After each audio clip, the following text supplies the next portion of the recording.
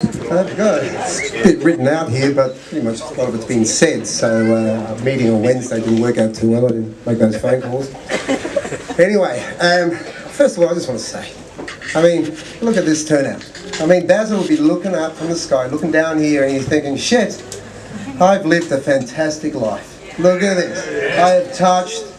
I've been blessed to have touched all these beautiful friends, whether it's through footy, through work, through music. It's overwhelming. It's overwhelming, so I'll probably just throw this away and keep going. And what's fitting, that we're actually all here in his playground, in his backyard, in his second home, you know. He was just living around the corner after school, as said, come down here and kick the footy around, and who would have thought after all these years, he's got this massive Hope Valley story, Hope Valley Footy Club story. What I want to harp on about it is he had this special ability about coaching. He coached the Super Cs, as Doggy indicated, and I was part of that. We were all mates, congregated together, a bit like licorice all sorts we were really. And we had a lot of young ones as well. And Bazza just fell in love with the young ones. He gelled them. He gave them encouragement. He gave them a chance. There's so many examples that I've got of just kids just being overwhelmed by his generosity in his time, which he gave to everybody. How he nurtured them. He just turned them into absolute champions. And I've talked to a lot of these young kids, and one of their fondest memory of the Hope Valley Footy Club is Bazz Nykiel. So, yeah, he touched a lot of us. Maybe I should look at my notes a bit. No, 3 minutes is up.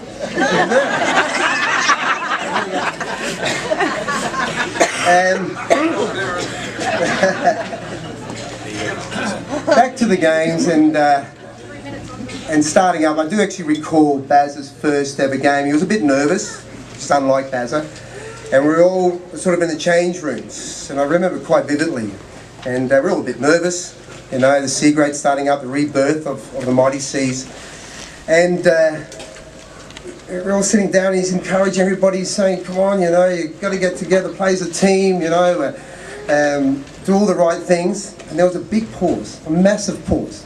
And we're all waiting, and I'm waiting, here we go, Bazz is going to say something pretty cool.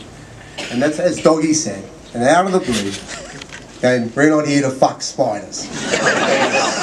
And the young guys just looked, and put the question and said, "What does that mean? Doing unusual acts to an insect? What's that got to do with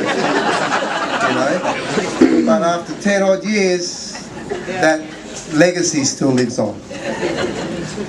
I've got so much more to say. I really do. Gosh, there's so much laughter. He made me laugh. God, he cracked me up. Oh, he just cracked me up. How we met, he was an avid Glenelg supporter. I need to say this. But he was only 13, 14 years of age. And he had the Glenelg duffel coat on. I'm a big Glenelg supporter like him, a big Bay supporter. And we met as a floggers. We were floggers. You remember the SNFL where they had the big floggers there? You guys remember that? So he had the black one and I had the yellow one. And so we always sort of debated who was the best flogger. A few years on him. Anyway, maybe that's actually going to haunt me a little bit. Probably not going to. I shouldn't have said that. I do need to say this, Helen. I did say I was not going to say it, but I did watch one of his games. I wasn't fortunate enough to watch him when he was younger, but I heard he was pretty good. He had a big kick, he went from 50, 60 metres, but I think at the end of the day, I think it was a 100-metre roost. The story just kept on getting bigger. And but I did watch him at a game, and it was the Old Farts against the Ladies. It was about 15 years ago.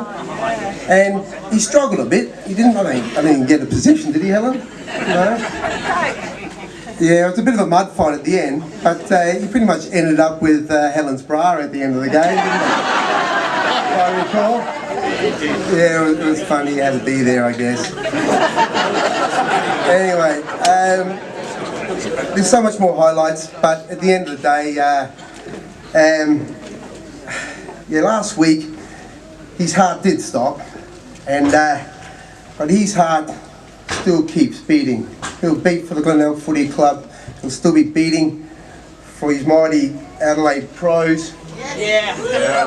It'll still be beating red and blue for the mighty Hope Valley Footy Club. And through us, his legacy will never die. Keep telling those stories and enjoy the night. It's his celebration, so just rock out. And we're not here to... Thank you.